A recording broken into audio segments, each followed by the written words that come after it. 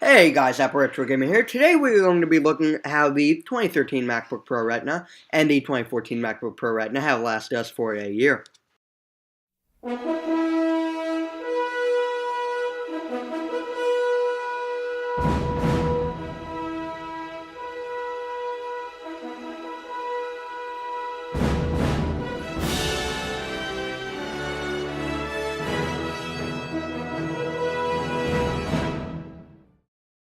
Hey guys, and we are back. Hope you guys enjoyed that new intro. Yes, on to the specs of my MacBook.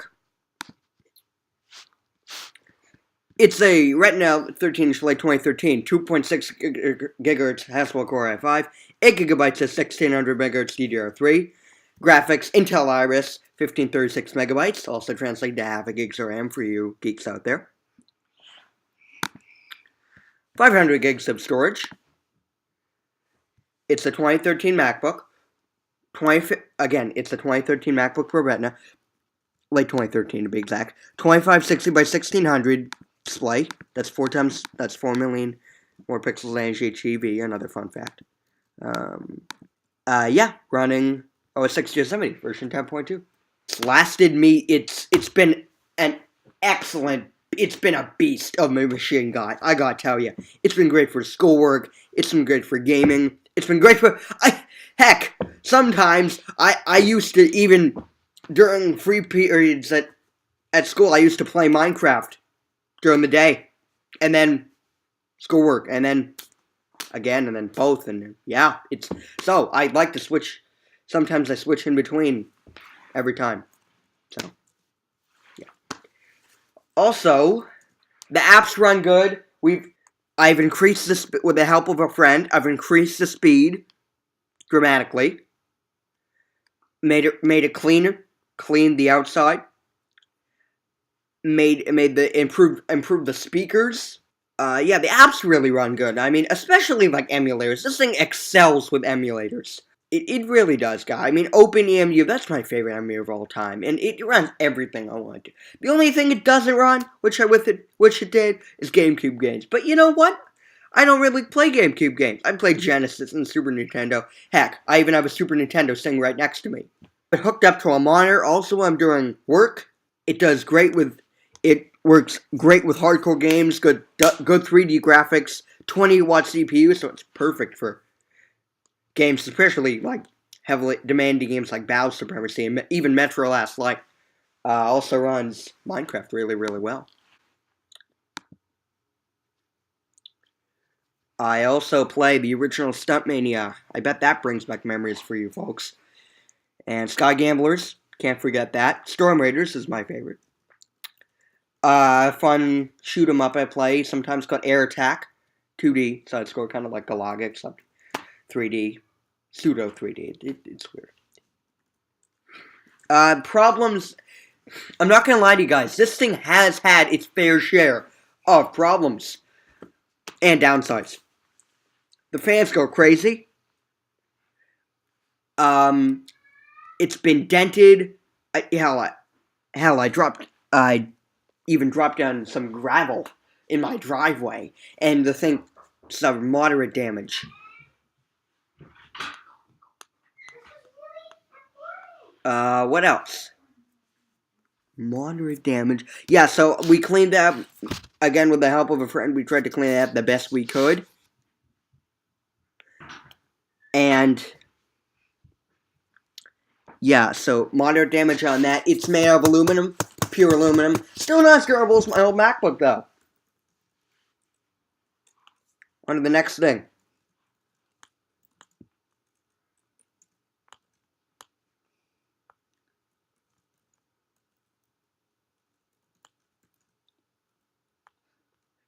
There are ups and downs to owning a machine like this. The upsides, great for gaming.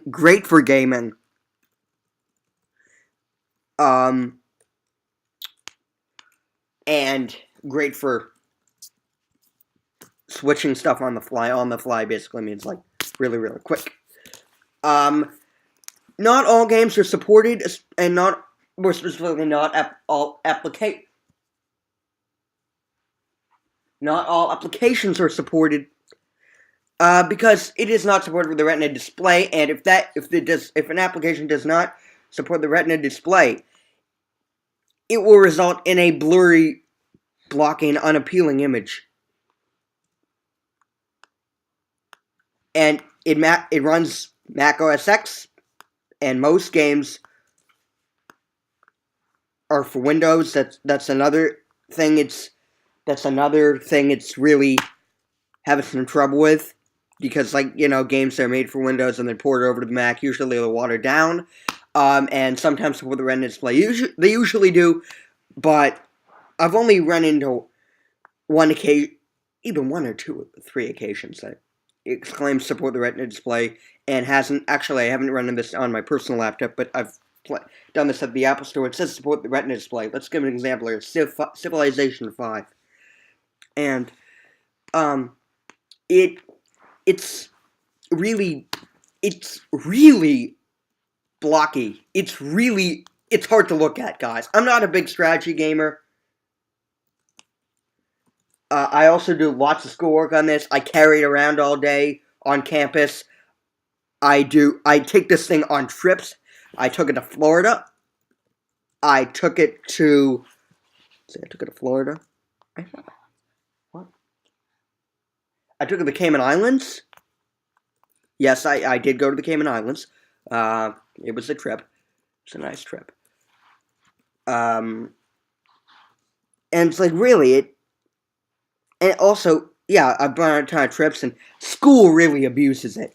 And what I mean by that, abuses it, is schoolwork, and school is really tough on it. The environment of the rooms are just dirty and filled with dust and dirt and all this gunk on the desks, all this pen writing, and all. You guys know that's bad for laptops like these. This thing cost me $1,800. And then when I got AppleCare, that bumped up to $2,000 plus tax, obviously. I bought it at the store. I do live in the United States, so I don't have to ship it. Also, with the help of a friend, he's given it a great cleaning, so kudos to him. He's given it really good cleaning. He's given it really good care. He's given me lots of tips over the years. Previously, we both had old 2009, 2010, 13-inch MacBook Pros. Remember, this was before Retinas even existed.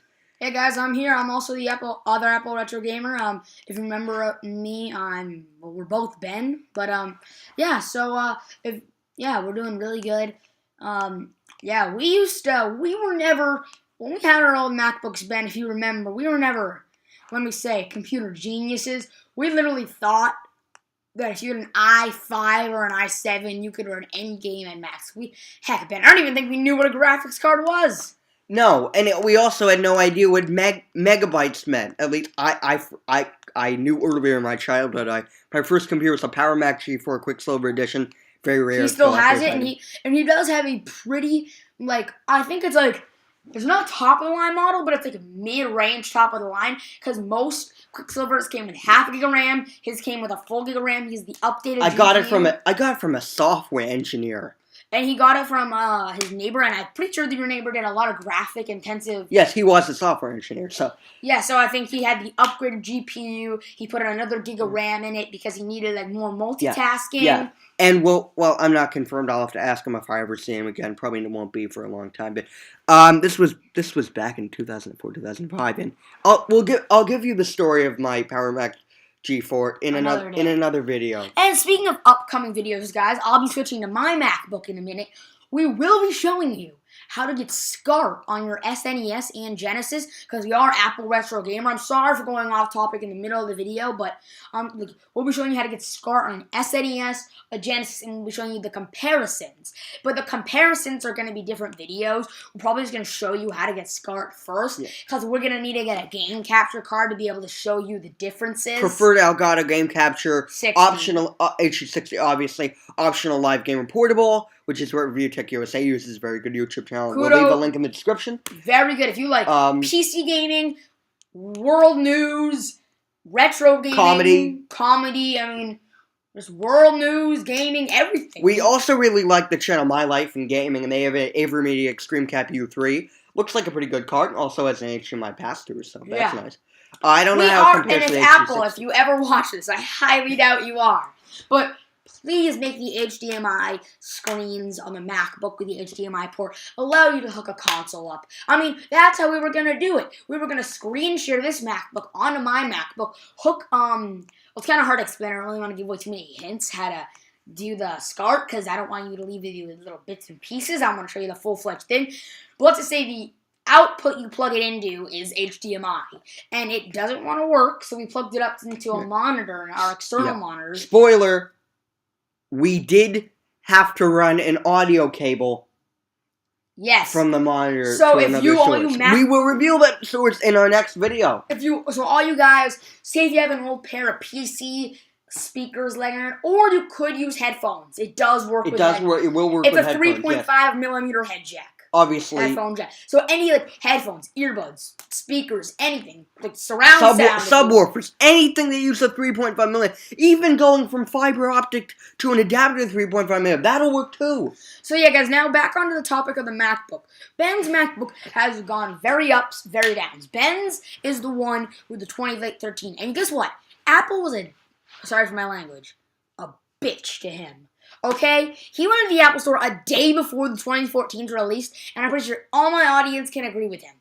They had the 2014 sitting in the frickin' back, made him spend $2,000, knowing that the next day he would know another MacBook was released, and they were like, come on, Apple. And I'm not kidding, I actually spent $2,000 on this. I don't mean to be disrespectful about money or anything, or talk about money that much, but I did spend $2,000 of hard-earned money. And we don't need to brag, but we do, like, we're not, like, it's like, it wasn't a big deal to us spending that much money. Like, it's not that big of a deal. No. Because, like, he really needed the computer. I don't mean to be rude at all.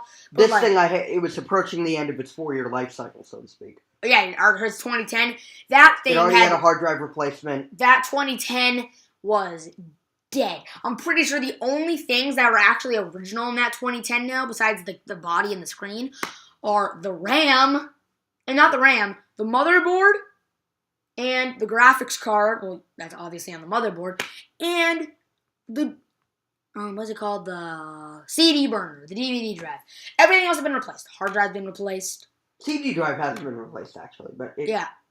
But also, I do think I was considering that though. I was considering that for a while. We probably could have lasted about another year on them if we added an SSD to them. But the GPU was just really holding us back because, like, in Minecraft, we pretty much were, like, jumping on our feet and toes when we got up to 50 or 45 FPS. And 30, now, 20, and 40, now we're like, oh, only 50 because we're normally getting 100. And all you PC Master Race gamers in the description, don't be like, oh, I get like 1 million. Well, guess what? Yeah, so if you're one of those people, bye-bye. This video is not for you. Yeah, this is for, and people don't say Macs aren't for gaming. They're not towards gaming, but they have very good games. I mean, like, Metro Last Night, not dimmed down at all. Very nice little fun comedy, like, not comedy, but fun. Extreme Landings. This is probably the most graphic intense game we have.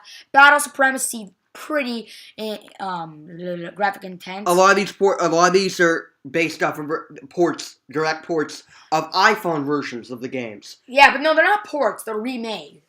I can tell you, I had at least 3 of them on my iPhone at one point. Yeah, and guys, thank you so much for watching. This is not the end of the video. We'll be switching over to my laptop in like a minute, but like 2 seconds for you. And we'll see you then. I'll see you then. We'll explain. I have the 2014 MacBook, and I will see you then. I will be right there. See you in a second, guys.